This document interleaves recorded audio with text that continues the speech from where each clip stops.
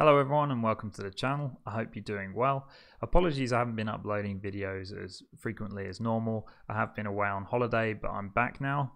As a result, we do need to have a bit of a bumper video here where I catch up on all the cards that have been released. So I've got 22 cards, so with that being said, I'll get straight into it. Now the first card I'm going to talk about is actually quite interesting. This is the card that they teased when they first announced the expansion. I don't think this is as overpowered as they made out, but it's still a really cool card. It's a Shaman Death Knight. Now Death Knights are one of the best things, and one of my favourite things from Knights of the Frozen Throne. Unfortunately, this is the only Death Knight coming to this expansion, which is a shame, but it's also great news that they're still making new ones. So hopefully we'll get some more in future expansions. Anyway, this one's called Hagath the Witch. It's for Shaman, costs 8 mana. You get 5 armor, just like all the other Death Knights with the battle cry, but it also has quite a strong battle cry of deal 3 damage to all minions. So I think the cost of the card at 8 mana is quite expensive, but the battle cry is probably worth about 4 mana on its own, deal 3 damage to all minions, which is quite strong.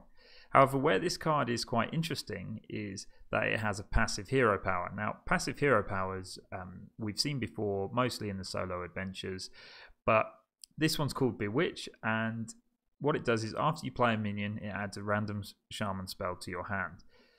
You don't have to pay for this. This is passive, so you don't have to pay the normal 2 mana cost, but you can't use your old hero power anymore, so that is a slight disadvantage.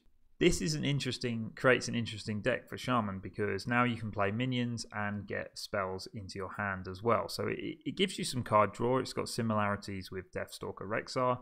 However, I would say even though you have to pay 2 mana to do Rexxars, I would say Build a Beast within Deathstalker Rexxar is better than this Bewitch hero power, just because you can make it more situational to the cards that you need, and also the effects of putting 2 beasts together can be really powerful. Shaman spells typically aren't as good, and because it's random, you could get anything which isn't useful to the situation. Now, Shaman does need some new cards because they are losing Evolve and Devolve. These are 2 really, really important cards in the Evolve Shaman, so I think they do need to take the class in a new direction and have some more deck types, and I think this is one that they're trying to create kind of like a random spell Shaman. So interesting to see. It doesn't seem like it's going to be too great at the moment just because of the randomness of Shaman spells. You never know how consistent that can be. So this leads me on to the next card, which is called Witch's Apprentice, and this is another Shaman card, and I think it fits in the same deck that you perhaps play Hagath the Witch, kind of like a random spell Shaman. It costs 1 mana, has 0 attack and 1 health. It's a beast, and it has Taunt, so overall not great there, but it does have a pretty good battle cry of add a random Shaman spell to your hand, so you're getting some card draw. Obviously, the downside being that it's random. It could be anything that's completely useless at that point.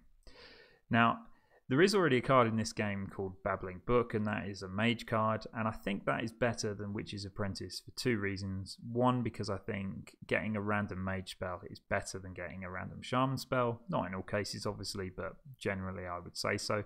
Also, Babbling Book is a 1/1 without Taunt, and I think having that 1 attack and playing it on turn 1 is really important because it helps you to contest the board a little bit, whereas Witch's Apprentice just kind of gives your opponent the initiative early on because their 1-drop can trade for free, and then they can play their 2-drop and just develop the board from there. And the healing that this gives you to your face, so preventing their 1-drop attacking your face, really isn't that important in that stage in the game. What is important in most cases is contesting the board.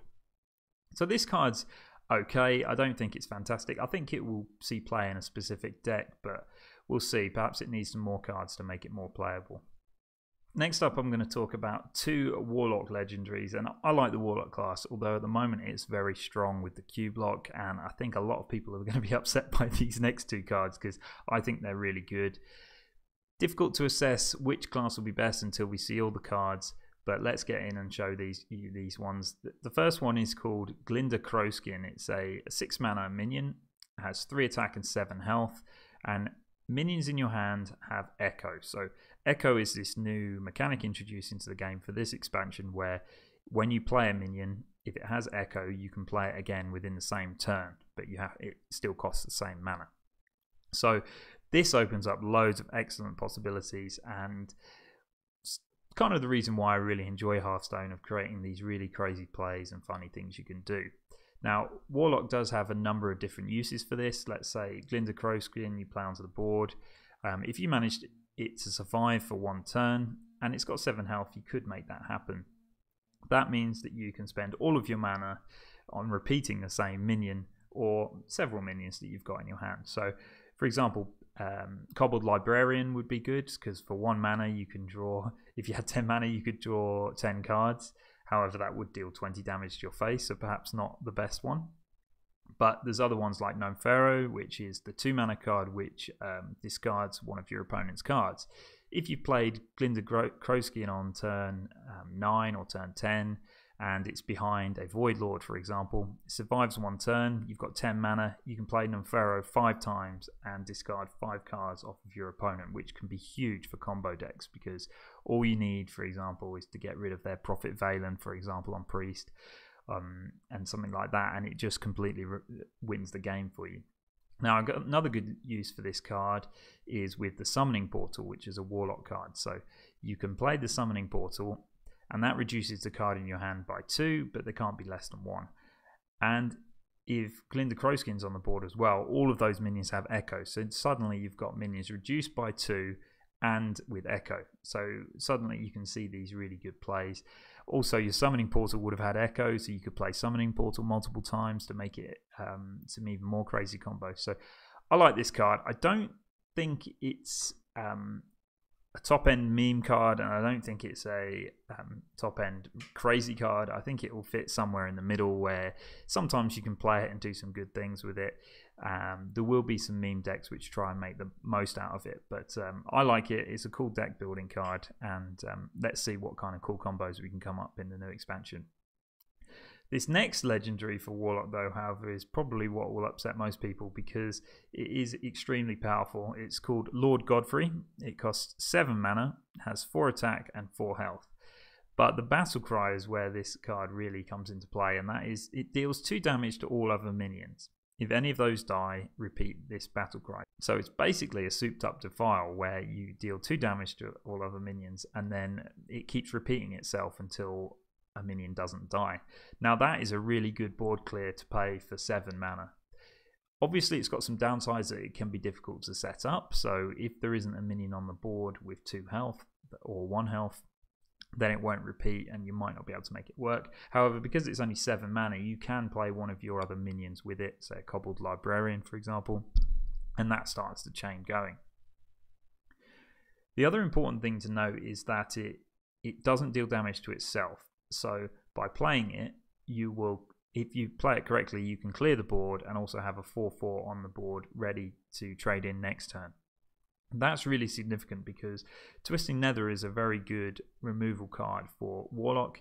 It costs 8 mana, so it's 1 more. But the problem with that is often you would play Twisting Nether and not have anything else to play onto the board. And then it just allows your opponent to start the next turn and continue building. Whereas this time you do have a 4/4 on the board, and it costs a mana less, so you can play another minion with it after the effect. So it's a really, really strong card. I think not necessarily something that Warlock needs given their strength at the moment, but I think it will be a good control Warlock card, and I'm looking forward to playing with it. I've got no problems with them doing this as long as we see some of the other classes get some strong cards too. Next we have a neutral epic card. This is called Muck Hunter. It costs 5 mana, has 5 attack and 8 health, so some strange stats that we don't often see. It's got Rush, so again Rush is this new mechanic introduced in the expansion where it can only, on the turn it's played, it can only attack minions, not heroes, but it does have Charge, which is the Rush, what it's called. So, but it does have a battle cry of summon 2/1 Mucklings for your opponent, so it's got a very strong downside to the battle cry. So, for example, when you play this onto the board, being able to trade a 5/8 into your opponent's minion initially is great.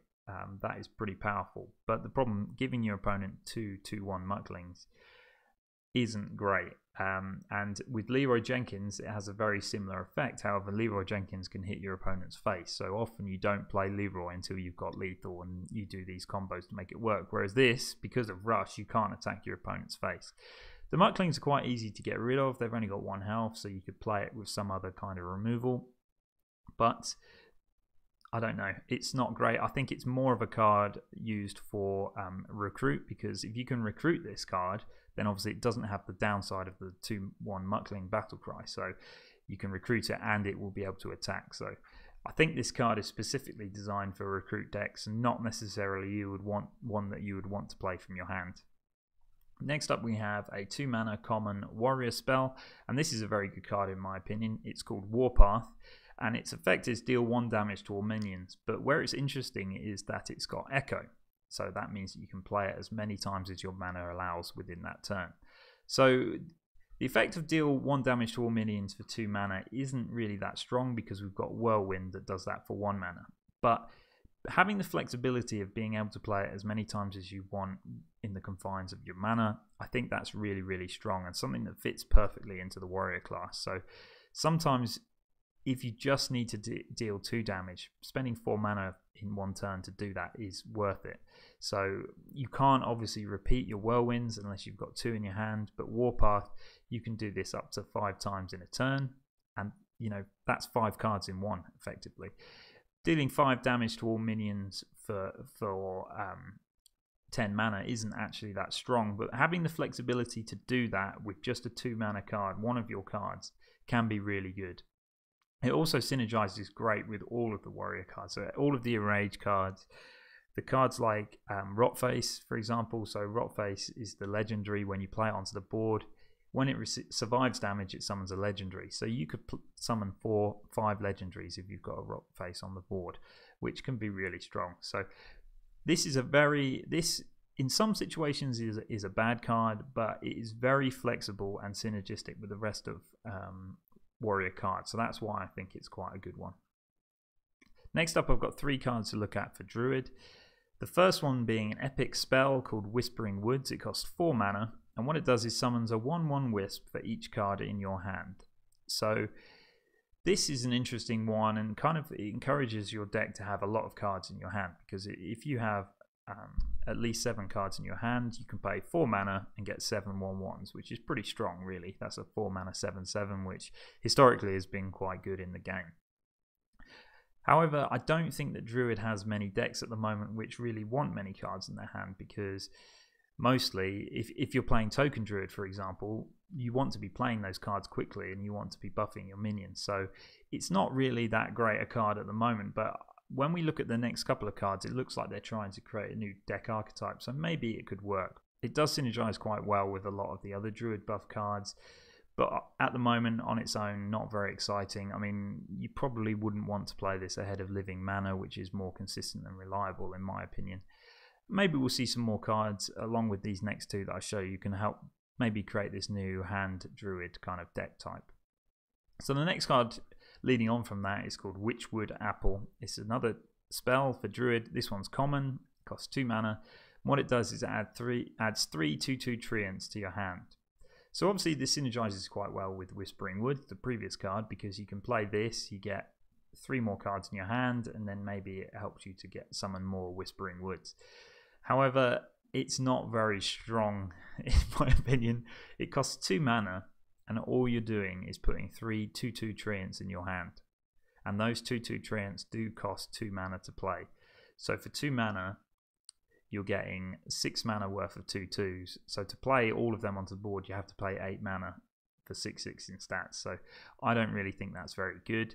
It's going to need some more cards to combine with this. Maybe Druid is going to get some hand buff cards. I don't know. We'll see. Hopefully we'll get something like that. But again, these 2 aren't that great together. But maybe we'll see something stronger in the future. So this next Druid card kind of helps with a kind of hand Druid kind of archetype, and it's called the Forest Guide. It's rare, it costs 4 mana, has 1 attack and 6 health, and at the end of the turn both players draw a card. So remember, we're losing Cold Light Oracle, so that was typically a good card to use for a mill deck, so drawing 2 cards for yourself and 2 for your opponent. This one is kind of similar, although it's not a battle cry, it's at the end of the turn. And both players draw 1 card. This obviously is not as good as Cold Light Oracle. It does help to keep your hand full because you're drawing a card, but often it gives your opponent a card too.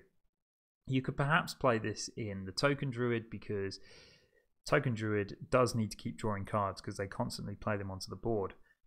The problem is that you're giving your opponent one, and often if you're playing that type of deck, as soon as your opponent draws that one board clear card that they're looking for, then you lose. That's often how those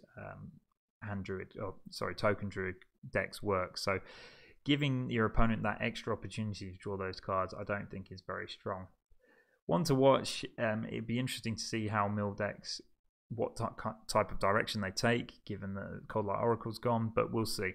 Not great on its own, I don't think. Hopefully see some more. This next card is a rogue legendary. It's called Face Collector. It costs 3 mana, has 2 attack and 2 health, so pretty weak stats for the mana cost. But it does have Echo, which means you can play it as many times as your mana allows in the turn. It has a battle cry of add a random legendary minion to your hand.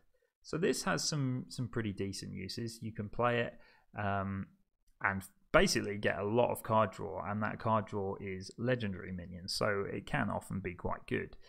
However, it is extremely slow, so let's say you don't have any discounts to Face Collector, because there are a couple of ways you can do that in Rogue, but let's say you don't have any discounts. You play it 3 times in one turn, you get 6/6 of stats on the board. It costs you 9 mana, and you get 3 random legendaries to your hand. Well, that's pretty good. You've now got some extra card draw. Your hand's grown, but playing that 6/6 of stats or just 3 2/2s is pretty weak on one turn. And then once you've got the legendaries in your hand, you still have to spend the mana to play them. Finally, it's a random legendary, and as we know, like with Lorewalker Cho, there are some legendaries which aren't very good. Often, even the good ones are sometimes very situational, so you wouldn't necessarily want it in your hand. Depending on what type of deck you're playing. So ultimately, although this has synergy with Sonya Shadow Dancer and lots of other rogue cards, it seems like a bit of a strange one because you lose a lot of tempo, and rogue seems to be a class where you need a lot of tempo. So I like the idea of it, and hopefully we'll see something good to work with it, but in the game right now, it's not one that I particularly want to open in my packs. Now this next rogue card is a card which I also think isn't particularly great. This one is called Wanted. It costs 4 mana and is an epic card, which is interesting. But what it does is it deals 3 damage to a minion, and if that kills it, it adds a coin to your hand. So the coin, as we know, is really good in Rogue. Rogue has so many ways because coin can enable combos. It's also really good to enable your auctioneer to do big miracle turns. So getting the coin, an extra coin for a rogue, is really strong. However, you have to play this 4 mana spell, and the 4 mana spell is very situational as well. So if you can't kill the minion with 3 damage, you won't get the coin. So it seems like a bit of a strange one. I don't know why they've put that in there. I think given the fact that you've got some other good cards in other classes that can do more damage for less mana and have better effects, I don't understand why you have to kill that minion to get the coin into your hand. I think it would be better just to deal 3 damage and add a coin to your hand. I think that would be a more sensible way to do it, but this is what they've gone with. They've obviously tested it with lots of other cards, and they probably thought it might have been too powerful elsewhere. I mean, it can be used with preparation, so you make it much cheaper. So if you put your auctioneer out, you play preparation, then you play this, then you play coin. That is 3 card draws you've done already for only 1 mana, plus you get a coin to add an extra mana to your mana pool. So it's pretty good in that way. It's going to be very situational. Not one I think will see too much play, and will only go in very specific decks. Next up we have the Scaleworm. This is a common 4 mana 4/4 beast. It has a battle cry if you're holding a dragon, gain +1 attack and rush. So I like dragon decks, I really enjoy them, so it's great to see some more cards go in there. I'm a bit surprised to see this one though. I don't really think it's that great. So in most dragon decks you'll want to be playing a Twilight Drake on turn 4. This one, it is quite good to be able to play a 4 mana 5/4 with charged or rush that you can trade into an opponent's minion, but you do have to have the dragon in your hand to gain that, otherwise it's just a 4 mana 4/4. And I think what's really important is that it isn't a dragon itself, so it doesn't enable the other dragon effects on other cards. So I don't really like this one. Not really sure where it would fit into many decks, but interesting. It's got an interesting effect, and it is good removal if you can make it work. Next we have a cool card. I really like this one. It's called the Vex Crow. It costs 4 mana, 3 attack, 3 health, and is also a beast. It's a mage common card, and what it does is whenever you cast a spell, summon a random 2-cost minion. So this can be really quite good, because often what mage does is it doesn't have too much control on the board. It gains a lot of its presence just by using good spells to trade with opponent's minions and also hit your opponent's face. Well, now if you're playing with this card, it can give you a pretty decent board presence that can be used to trade as well, and that really does free up a lot of possibilities for mage.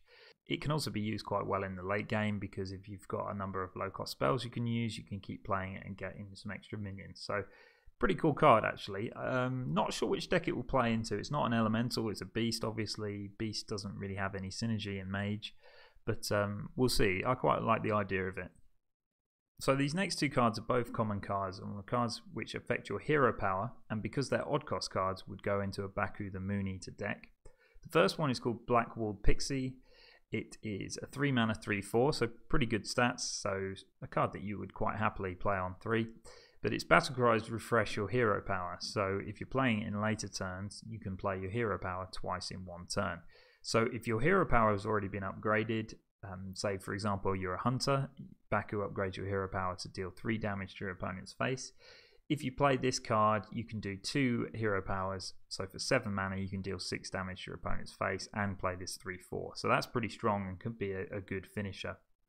It's also a card which could potentially go into the Uther of Ebonblade deck, where you're trying to get your 2/2s out to destroy your opponent, and that would allow you to do it twice in one turn. It's not going to allow you to do the whole combo, and the fact that it costs 3 mana does limit what you can do, but it's still a pretty good card that would, I think, would be used in that Paladin deck.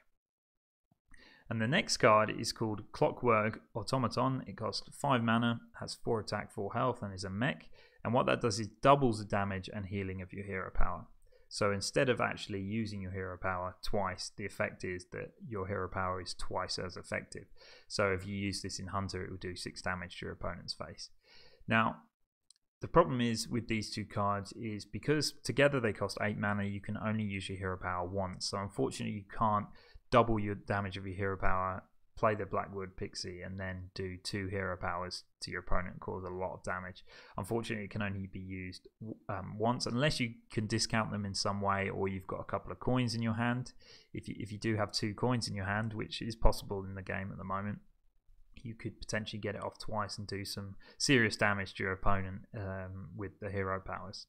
So I quite like both these cards. It allows you to do some interesting things with your hero power, and it does kind of validate the Baku the Moon-Eater deck a little bit more. So let's see how it goes. And I think in Arena, both of these cards would be pretty decent, because being able to play them and being able to use your hero power twice or double the power of it, even if you only manage to do it once, I think that's quite good in Arena, because it just gives you some good value.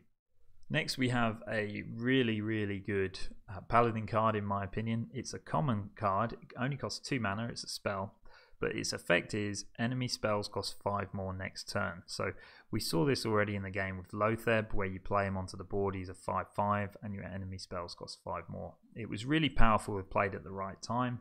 If you play at the wrong time, then you still get that 5/5 body. But with Rebuke, obviously the mana cost is reduced, it only costs 2 mana. But you don't get any body that comes with it, it's just a spell. But I think this is really, really strong for Paladins. One, because it's a common card, you can have 2 of them in your deck, so if you play 2 of them on the same turn, your opponent can't play any spells, because all of their spells will cost over 10 mana. And if you were to play it on exactly the right time, so if you're playing Murloc Paladin or you're playing Hand Buff Paladin, often those decks lose if your opponent has got exactly that removal, so that they've got a Defile or they've got a Hellfire or something which will just clear your board. If you set up your board nicely and you've got 2 mana left over just to play this, it gives you that extra stability. Now also, if they do have, because the spells only cost 5 more, a Defile for example would cost 7 mana. If your opponent does manage to use that Defile and clear your board still for 7 mana. Yes, it's frustrating, but it stops them from being able to play anything else that turn, so it allows you to rebuild your board the next turn. So I think this card is really strong for Paladin. I think it will see a lot of play. And it's also a card which requires you to think, because you could play it and your opponent doesn't have any spells to play anyway and it's just useless. Or, for example, Priest has a Duskbreaker that can do the damage anyway. So it requires you to think about what your opponent's already played, what you think they're going to play, when you think they would play them. And I quite like those cards. It's got a lot of strategy linked to it. Next up is an epic card for Priest. It's called Vivid Nightmare. It costs 3 mana. And what it does is it chooses a friendly minion on your board and it summons a copy of it with 1 health remaining. So we've seen ones where it summons a 1/1 copy of a minion that can't be healed, whereas this one, it will summon the minion with 1 health and you can heal it back up to full health in Priest. So that can be quite cool. So if you combine this with Circle of Healing, for example, suddenly you have a 5 health minion. Now Big Priest is losing Barnes, so this could be one way to help with that. So if you've managed to Eternal Servitude one of your big minions and you play Vivid Nightmare on that, then that's another one that you can then bring back later on. So it is a pretty good card. I don't know how much it's going to see play. It's one that's kind of like a combo. It could be used with Prophet Valen, for example, to get extra damage with all of your hero powers. So we'll see. An interesting card and good deck building card in my opinion. Next we have another legendary minion, and this one is for Hunter. It's called Houndmaster Shaw. It costs 4 mana, has 3 attack and 6 health, and it has an interesting effect of your other minions have rush. So this can be really strong in Hunter. It's got a lot of good synergies that you can use it with. Tundra Rhino is already a card which has been used a lot, and that costs 1 mana more and actually has 1 less health and 1 less attack. But the difference with Tundra Rhino is you can use it to hit your opponent's face. So you can do some good combos with the Scavenging Hyena, for example. But this one does allow some good possibilities. So being able to play a 4 mana minion onto the board with 3/6 is strong. It should survive turn 5, not all the time, but it could survive turn 5. Then whatever your 5-drop is will have rush. It also synergizes really well if you are managing to play a Scavenging Hyena on the board. It just helps you to do some good kind of board control at that time when you might need it. So this is a cool legendary. I think we'll see this in some good solid Hunter decks. Next is the Rotten Applebaum. This costs 5 mana, has 4 attack and 5 health, and it's got Taunt, and it has the Death Rattle effect of restore 4 health to your hero. Now, unfortunately, N'Zoth is rotating out of the game, so this won't be useful in Standard with N'Zoth. But it is quite a good anti-aggro card, being able to play a Taunt minion onto the board, which also heals your hero. The problem with it, though, is that the healing isn't instant, so you do have to wait for the Death Rattle. So if your opponent's got Silence, it's very, very weak. Also, 4 damage to it, restoring 4 health to your hero might not actually be that useful. Your opponent might be too far ahead at that point anyway.